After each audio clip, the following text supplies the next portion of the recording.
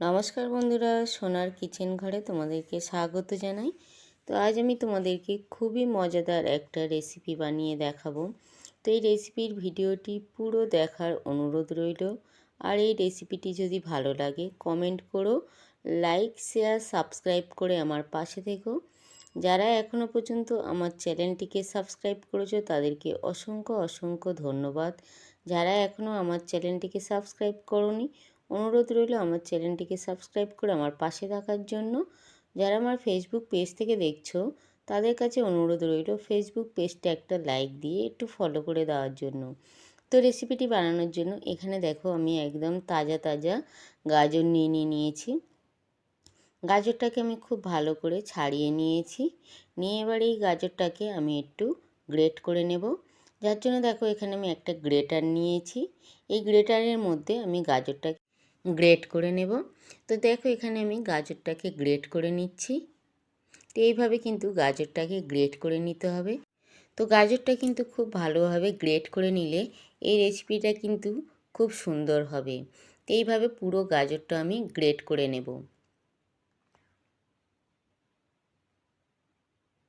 আর এখানে দেখো গাজরের মুখের দিকটা কিন্তু আমি বাদ দিইনি। মুখের দিকটা ধরে কিন্তু গাজরটা গ্রেট করলে হাতে কিন্তু একদমই লাগে না। আর গাজরটা কিন্তু খুব সুন্দরভাবে গ্রেট হয়ে যায়।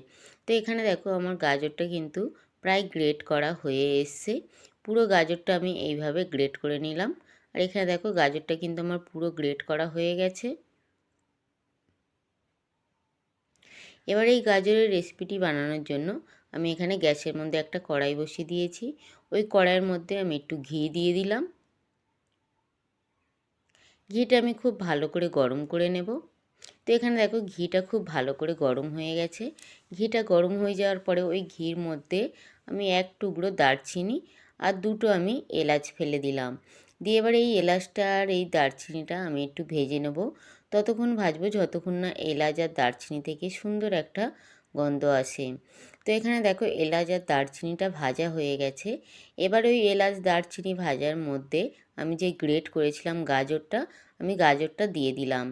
দিয়ে এবার এই ঘির মধ্যে আর এলাচ দারচিনির মধ্যে আমি গাজরটা দিয়ে খুব ভালো করে গাজরটা ভেজে নেব, যাতে গাজরের কাঁচা গন্ধটা না আসে। সেইভাবে কিন্তু গাজরটা খুব ভালো করে ভেজে নিতে হবে। তো এখানে দেখো গাজরটা কিন্তু ভাজতে ভাজতে অনেকটা কিন্তু কমে গেছে। তো এইভাবে কিন্তু গাজরটা আমি একটু ভেজে নেব।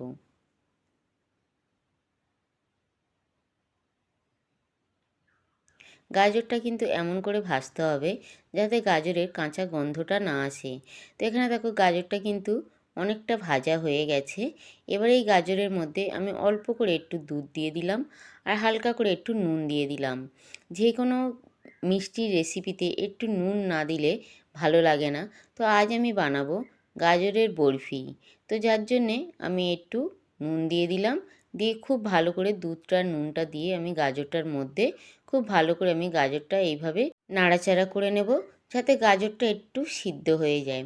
তো এখানে কিন্তু আমার গাজরটা কিন্তু দুধটা পুরো শুকিয়ে গেছে আর গাজরটাও কিন্তু সিদ্ধ হয়ে গেছে। এবারে এই গাজরের মধ্যে আমি একটু চিনি দিয়ে দিলাম। মিষ্টিটা তোমরা কে কেমন খাবে সেই অনুযায়ী কিন্তু চিনিটা দিয়ে দেবে। চিনিটা দেওয়ার পরে কিন্তু চিনিটা মেল্ট হয়ে গেলে চিনি থেকে কিন্তু অনেকটা জল ছাড়ে। জলটা কিন্তু খুব ভালোভাবে শুকিয়ে নিতে হবে। চিনি থেকে যে জলটা ছাড়বে ওই জলটা কিন্তু খুব ভালোভাবে শুকিয়ে নিতে হবে। তো চিনিটা দেওয়ার পরে আমি কিছুক্ষণ নাড়াচাড়া করে নিলাম। নেওয়ার পরে দেখো এখানে আমি একটু গুঁড়ো দুধ দিয়ে দিলাম এই গাজরের পুরটার মধ্যে। এই গাজরের পুরটার মধ্যে একটু গুঁড়ো দুধ দিলে খেতে কিন্তু ভীষণই ভালো লাগে। তো এবারে দেখো দুধটা দেওয়ার পরে আমি বেশ কিছুক্ষণ নাড়াচাড়া করে নিলাম। নেওয়ার পরে দেখো অনেকটা কিন্তু শুকনো শুকনো হয়ে এসছে। তো এটা কিন্তু খুব কিন্তু ভিজা ভিজা থাকবে না, একটু কিন্তু শুকনো শুকনো হবে। তো দুধটা দেওয়ার পরে কিন্তু আমি বেশ কিছুক্ষণ নাড়াচাড়া করেছি। আর এখানে দেখো অনেকটা পরিমাণে কিন্তু জলটা শুকিয়ে গেছে। আর এবার আমার কিন্তু গাজরের পুরটা রেডি হয়ে গেছে। তো গাজরের পুরটা বরফির জন্য পুরো রেডি হয়ে যাওয়ার পরে এখানে দেখো আমি একটা বাসন নিয়েছি চৌকো শেপে। তোমরা কিন্তু যে কোনো শেপের বাসনটা নিতে পারো, তবে এই চৌকো শেপের বাসনটা নিলে কিন্তু এই গাজরের বরফিটা কাটতে কিন্তু সুবিধা হয়। তো এই বাসনের মধ্যে আমি একটু পেস্তা বাদাম দিয়ে দিলাম। পেস্তা বাদামগুলো আমি একটু ভেঙে নিয়েছিলাম, ওই ভাঙা পেস্তা বাদামগুলো দিয়ে দিলাম। দেওয়ার পরে ওই পেস্তা বাদামের উপরে আমি যে গাজরের পুরটা বানিয়েছি ওই পুরটা আমি দিয়ে দিলাম। পুরটা আমি কিন্তু এইভাবে ঢেলে দেব। তো পুরো পুরটা কিন্তু আমি এইভাবে দিয়ে দেব। দেওয়ার পরে খুব ভালো করে কিন্তু এটা চেপে চেপে সমান করে দেব। খুব ভালো করে কিন্তু চেপে চেপে সমান করে দেব। তো আমি এখানে একটা ছোট চামচ নিয়েছি, তার জন্য দেখো আমি এই চৌকো শেপটার মধ্যে খুব ভালো করে চেপে চেপে আমি পুরটা আমি দিয়ে দেব।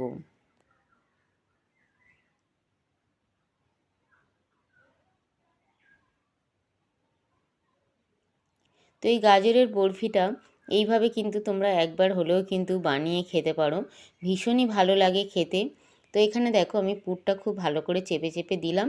দেওয়ার পর আমি 1 ঘন্টা একটু ঠান্ডা করতে দিয়েছিলাম।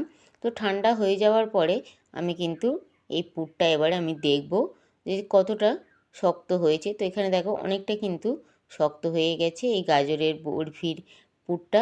তো এবারে আমি চাকু দিয়ে সাইড থেকে একটু ফাঁকা করে দেব, যাতে এটা খুব ভালোভাবে বাইরে বেরিয়ে আসে।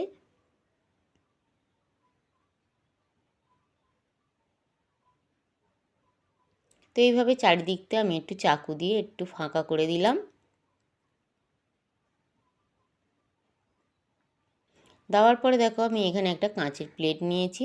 ওই কাঁচের প্লেটটার মধ্যে আমি এই বাসনটা উল্টে দেব, দিয়ে আমি এই গাজরের বরফির পুরটা আমি বার করে নেব। তো এখানে দেখো গাজরের বরফিটা আমার বেরিয়ে গেছে, আর কত সুন্দর দেখো দেখতে লাগছে, আর খেতেও কিন্তু অসাধারণ লাগে। তো আগে যদি তোমরা এইভাবে গাজরের বরফি না খেয়ে থাকো, একবার হলেও কিন্তু আমার মতন করে এইভাবে গাজরের বরফি কিন্তু বানাতে পারো। তো এবারে দেখো আমি গাজরের বরফিটা আমি কেটে নেব। তো আমি হচ্ছে কি চৌকো চৌকো শেপে কাটছি, তোমরা তোমাদের পছন্দ অনুযায়ী শেপটা দিয়ে কেটে নিতে পারো। তো এখানে দেখো প্রথমে আমি একটু মাঝখান দিয়ে কেটে নিচ্ছি এইভাবে।